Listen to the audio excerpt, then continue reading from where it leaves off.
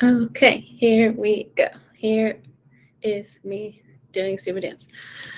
Welcome to our live for today. Thank you for being here. Turn this fan down because it's a lot. Thank you for being here.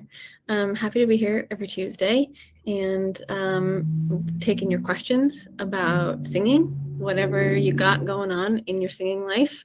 Put it in the chat and let's talk about it, man. I'm excited to for the next season of my vocal coaching. Lots of exciting things coming up. Of course, I have my usual vocal magic program, but then I also have kind of a leveling up for those of you who have already been in it or have been in my private coaching already.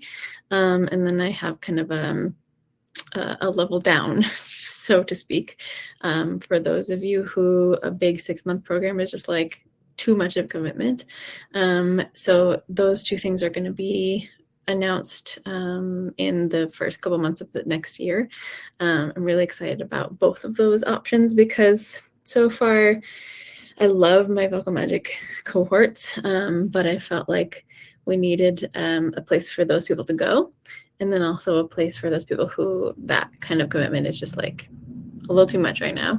So we're going to have a way to ease you in to this vocal magic work, which is basically how I see it, a whole human voice coaching, because we don't talk about just technique. Of course, we talk about that, but we talk about why your technique isn't working for you. We talk about your practice habits. We talk about why you're why in these moments that you are afraid of a note, the note's not coming out, what's happening biologically, what's happening on a nervous system level. So that's a fun time. Not always fun, but it really makes a difference. It adds in a lot of, I forgot I might be using this microphone, I don't know. It adds in a lot of depth and resilience to your practice, and it also can help you bring yourself forward in your singing career, whatever that looks like for you, on a more sustainable level, because we're not just talking about technique, we're talking about your mind and what nervousness does to that, what bigger risks do to what's happening in your mind. If you already have anxiety, if you already are perfectionist, like what is that doing? What's that more pressure doing? How is that changing how your mind relates to your voice, and how your mind relates to your nervous system, and how your nervous system relates to your voice? It's a big triangle that it all connects, and it all has an effect on how you sing, because we are not all the same, right? Like I can't just give you quick fixes, and I can't just give you warm-ups or specific exercises and say this will work for everybody to fix your whatever, your high range, your this will smooth out your bridge or something, because everybody has different layers, right? So like people on YouTube and stuff, more power to them, will give you this exercise. They'll have a big clickbaity thumbnail that'll say, do this to smooth out your bridge. And I go, good luck, because everybody is going to come at that with different experiences and different things that they've learned in technique and things they haven't. And there are definitely prerequisites for some of these things. And you have to be in a place where you're willing to make weird noises, right? Especially in that exact example. If you're trying to smooth out your bridge, you have to be willing to make weird noises. If you're not, you're going to be holding yourself back, and you are never going to get to where you're going to go because you're so afraid of letting out some weird goose-like noise, you know. These are the kind of people that come to me and they go, I don't want to mess up, or they go, I don't want you to think I sound bad, or I don't want anybody else to think I sound bad. I'm like, totally understandable, get that. And of course, at the end of the day, none of us do. This is why we're here. However, in this space, in your practice space, even if you don't have a voice coach, even if you're just practicing with yourself, you have to have some amount of forgiveness. You have to have some amount of knowing that you have to be willing to let out weird noises in order to discover which one of those weird noises feels good to you, right? Because I was talking about this with a student today. None of this is objective, right? You're an artist, and we're talking about art here. And the noise that you choose to put in a song, this is like very like Lego-y, the specific noises that you put together, you string together to make a song, is going to be different than somebody else's choices to make this song, right? They're going to choose different tone qualities. They're going to choose different note colors. They're going to choose maybe a different pitch is to do this song the same way. Even though they're going to sing the same song, they might switch up the melody to make it their own. And so when you have all these different human parts of you coming together to make this different piece of art, even if it's somebody else's song, you're creating the art in the moment. Then you have to have a big grain of salt, right? You have to say, okay, there's no such thing as good or bad. And this is something I try and foster in my studios. Like when somebody comes and tells me like, it just didn't sound good, I'm like, cool, why? Give me more adjectives than good or bad, because somebody else may have thought it sounded great. Who are you comparing yourself to? What sound are you wanting more of? What sound are you wanting less of? What feeling are you wanting more of? What feeling are you wanting less of? Because it's so easy to say that was bad, but not a lot of people dive into that and say, okay, why do I feel like this type of sound is bad? What's wrong with it? Inherently, nothing's wrong with it. It's just a bias that you have towards that type of sound. So the best example I can give is like when testosterone influenced singers come in and I, for the first time, have them go up into their head voice and have this like falsetto-y sound, have them do like a Mickey Mouse voice, usually like, oh, oh, oh, like a siren up here. They'll freak out for a second. And they'll be like, ooh, I don't like that. That sounded gross. It did not feel good, because it's something so far removed from what their usual speaking voice is. It feels like not them. Depending on how they relate to their masculinity, they won't like how feminine it sounds. And so that has a lot to do with how they relate to their voice and what they think is a good and bad sound. So as an artist, it's part of your job not only to know what your voice can do on a physical, mechanical level, but also what you choose it to do. Right? So like a lot of times people will come in and say that sounded bad. I'm like, okay, great. What do you want? And they'll be like, I also don't know that either. And so this artistry thing, this learning how to be a singer, a more efficient singer and a more resilient singer, it has to come with a lot of introspection.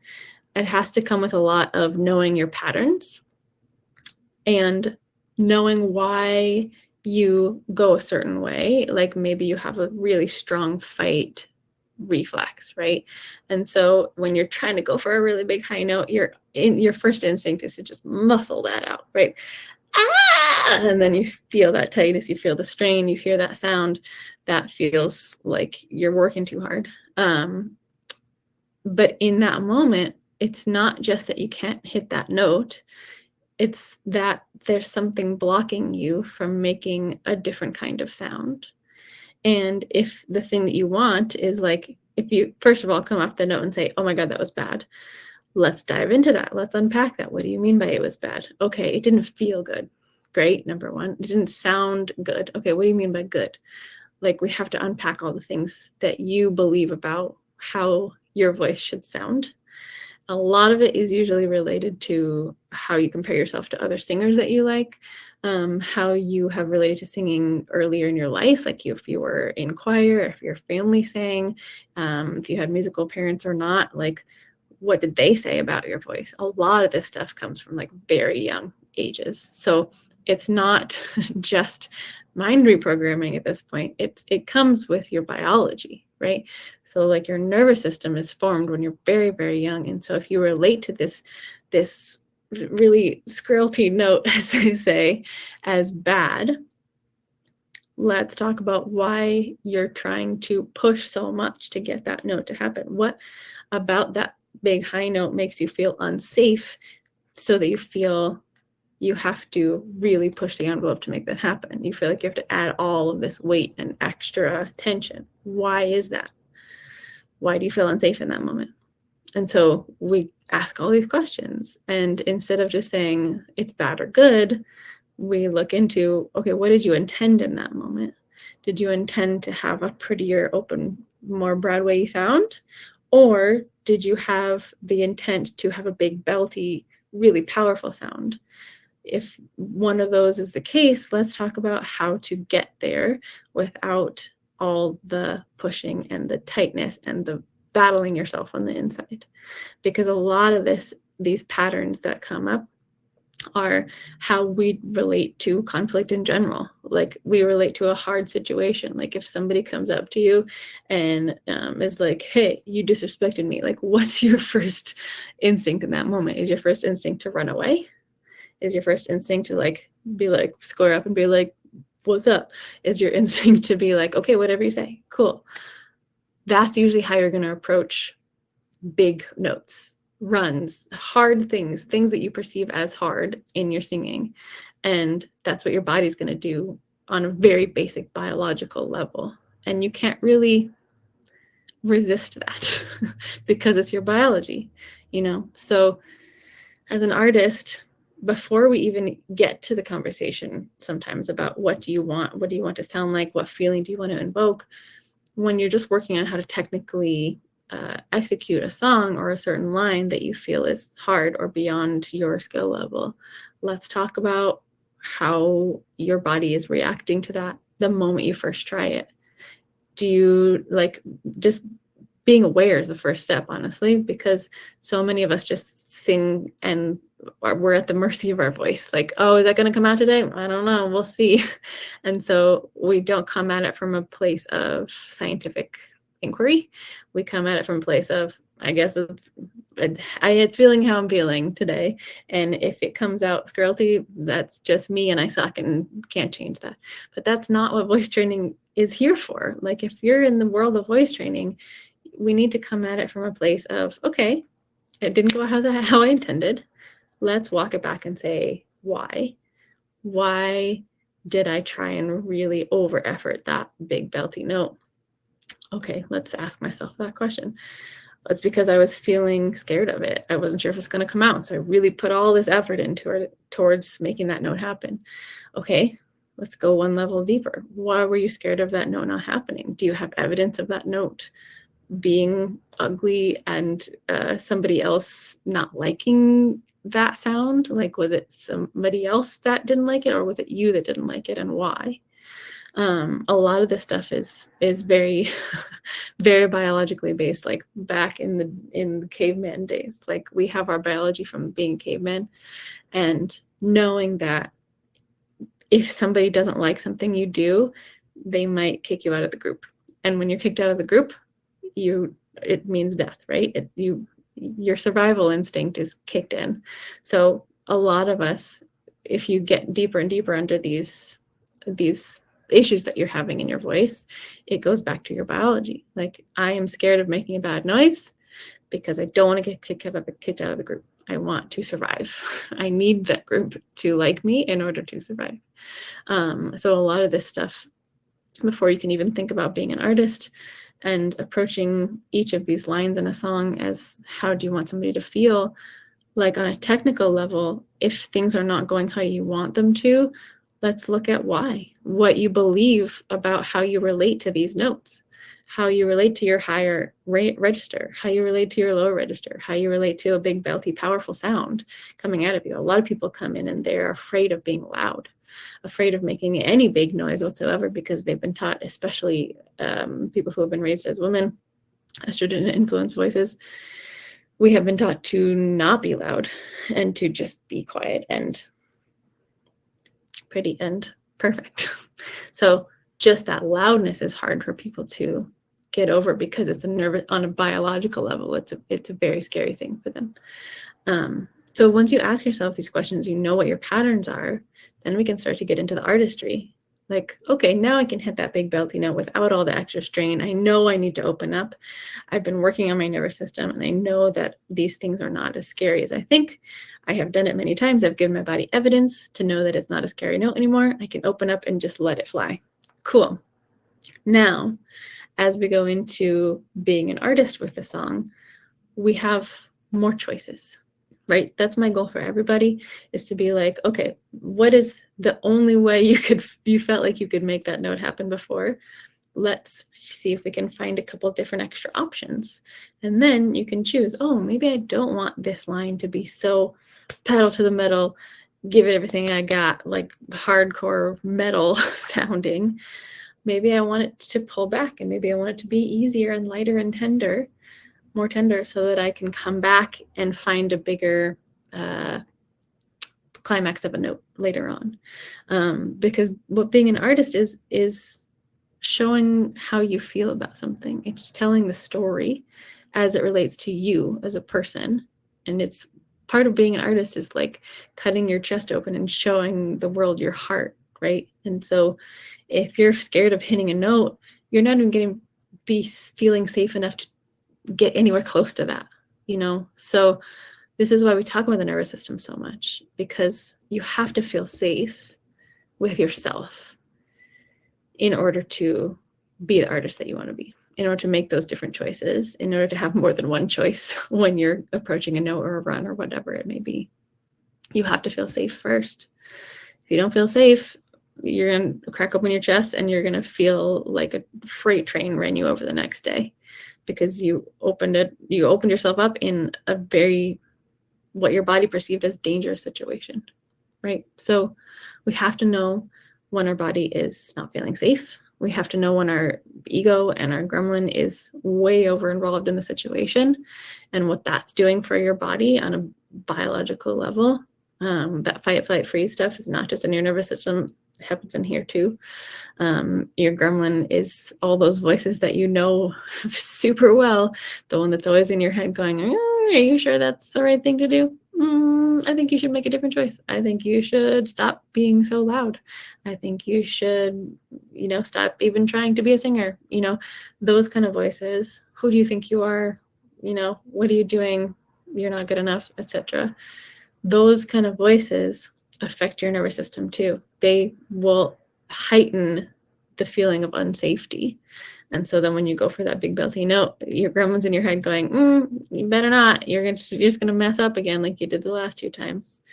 And so if you can get in a really good practice of taking a step back in that moment and being like, I see you.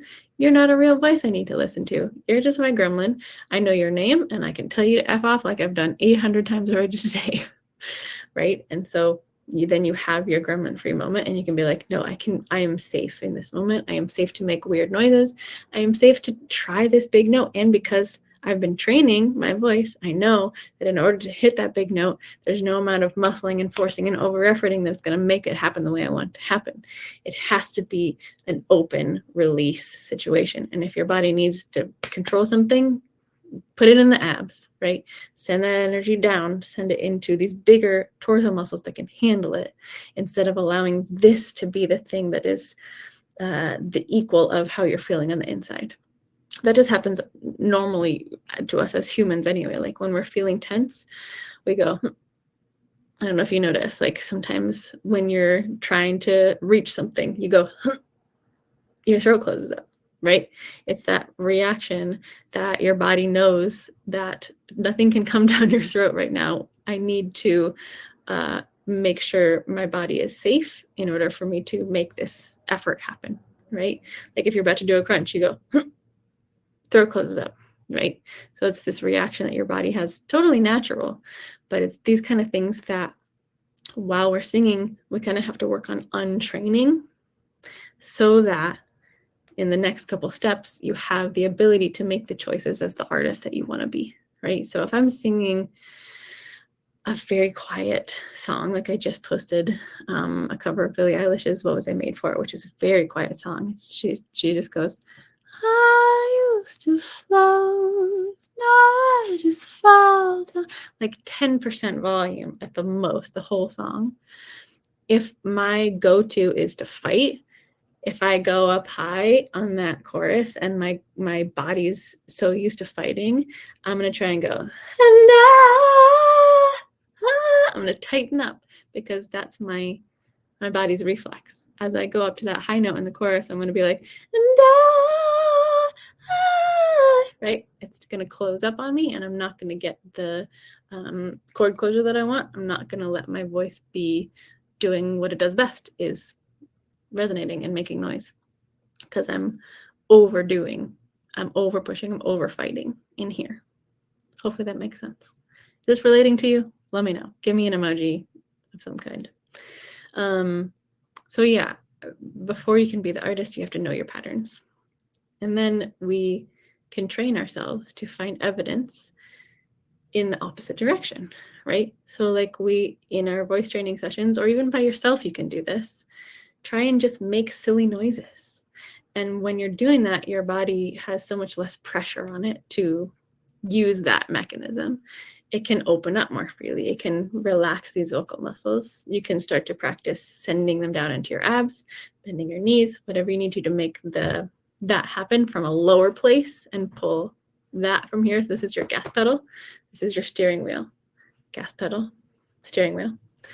And when you're in that place of openness and sending the power from the right place, from underneath, you can choose more options, right? You don't have to power through that big high note anymore. You can open up and release into that big high note, and it will feel so much better. And when it feels better, it sounds better. I know I say this all the time. When it feels better, it sounds better. It's the truth. And all of this inner work that we had to do to notice our patterns, choose a different pattern over time, this is most of the work as singers. Honestly, technique is just like the top layer. Actually, it's probably the bottom layer.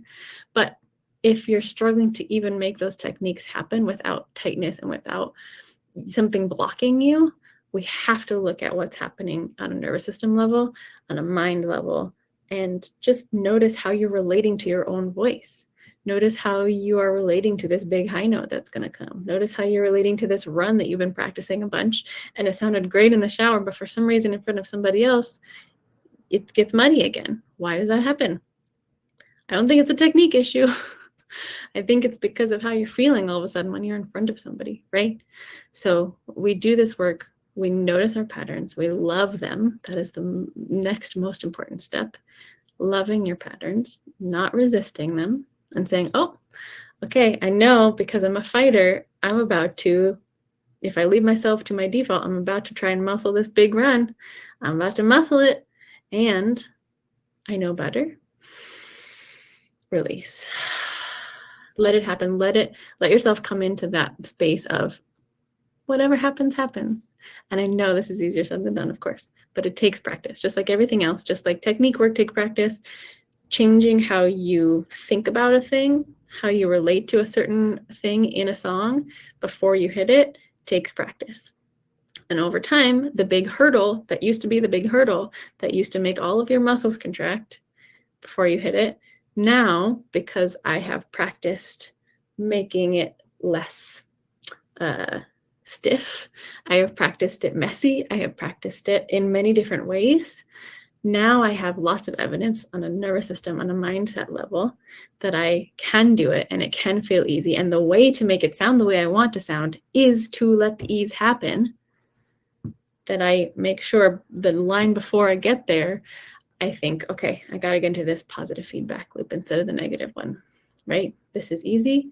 I can do this. For big high notes, I'm going to think down. For this run, I'm going to think easy. I'm going to think clean and clear and light, and not pushing too hard. I'm gonna take a step back and let my abs do this work for me. I'm gonna let my air do this work for me. I'm gonna not try and force anything, because I know that that is my default, and that has been causing me problems in the past. And now I have the choice in this moment. How do I want to make this sound happen? Do I want it to be a nice Billie Eilish style? Ah, or do I want it to be ah, right? Totally different sounds. And then there's 800 different levels in the middle. So I want you to start looking at the inside. What's happening, right? You are not beholden to your default anymore. What you think is your current talent level is probably just, maybe you've learned a little bit of technique in the past. Maybe it's time to learn some more. Maybe you know exactly what your mind is doing. Maybe you have no idea and you're just feeling like at the mercy of whatever happens. Let's look at what the mind is doing. Let's look at how safe you feel in all these moments before you're about to sing a big challenging phrase. What's going on underneath it? Why? Why do you feel like that doesn't sound good? Why do you feel like that is not the sound you want? Instead of just being at the mercy of, I suck, I couldn't make that happen, I don't sound like Taylor Swift. That's a cop-out, plain and simple, right? Let's look at all of the layers underneath that first, and then we get to play with being an artist. Then we get to play with different sounds. Because if you don't first allow yourself to make weird sounds and play with different tones and pitches and note colors, you're never going to get to be the artist you want to be, because you're not allowing yourself to play with your full spectrum of possibility in your voice. And that oftentimes is because of fear, honestly. And we have to deal with that fear first before we can make the sounds we want to make. It can be at the same time. That's what I do constantly in my lessons. We work on the technique. Something's blocking you. Cool, let's talk about what's blocking you. Maybe we get to a place of we get underneath enough layers that we find something pings, right? Something that's like, ooh, yep, that's the reason. Because when I was in 3rd grade and I was in choir, I would always get put in alto instead of soprano. I can't sing this high note. And then we shift that, see if we can make that technique feel a little more smooth. And then we do it over and over again until you have more evidence that you can do it than you cannot. That's what I do. I just shared all of my secrets with you guys. This is all of my secrets. So you can do this work by yourself. Happy to help you though, if you're not quite sure where to go next, where to go first. This is why I'm here every Tuesday. If you have questions, put them in the chat and I will cover them in a video hopefully this week. Happy to answer any questions you have about things you're struggling with your voice. If you are one of those people that is like, I don't know why it doesn't sound good and I don't have the words to describe why I don't like my voice, let's talk. I will happily ask you questions for a straight hour until we figure it out. I love doing it. It's my favorite thing to do, you guys. Just let me know. I'm happy to be here and to be the person that helps you ask all these questions, that gets to the bottom of what's happening in here and your nervous system. I always point here for the nervous system. I don't know why. It's everywhere. But your vagus nerve, I learned, is under here. So that's a really helpful thing to know. So if you want to dive in, I'm always here. My DMs are always open, literally, constantly. Happy to answer whatever questions you have. Always happy to take video suggestions. I've been really slacking on the short form content lately, so I apologize, but I'm working on it. So let me know what you want to see. Also, up here, my trial sessions are always open if I have space in my studio. So if you see that link in there, I'm good. Just book a session with me, book a trial session, and then we will talk about what you need, what your specific history is with singing, what your specific goals are, and how we can get you there sooner than later. If you are already a student of mine and you want to take it a step further, Vocal Magic 2 is coming. Not exactly sure when. Sometime in the spring. It's coming though, so keep your eyes out. Let me know what you want from that. If you have not been a student of mine because private sessions and or Vocal Magic has been too much of a commitment for you in the past, I have a little step down coming for you also in the spring. So keep your eyes out for that. Let me know what you'd want that to look like. It's going to look like more of a multi-membership kind of a thing. So here for you all the time. Let me know what I can do. And I love you. Happy singing. Take care of yourself. Give yourself some grace. Give yourself some slack. My goodness. So many of us out there, especially if you're here on my channel, you are perfectionists and you overthink and you overdo. So let's take the next month and a half together to just chill. That's my plan. So I'm not doing any big freaking sales or big pushes right now. I'm just taking this next month to chill and plan and get back to my own music and do what I want to do. And giving myself a lot of slack. It's easier said than done, I know, but let's do it together. Let me know if I can if I can be your cheerleader to chill. a chill cheerleader. Happy to do that for you. Okay, much love, and I'll see you soon.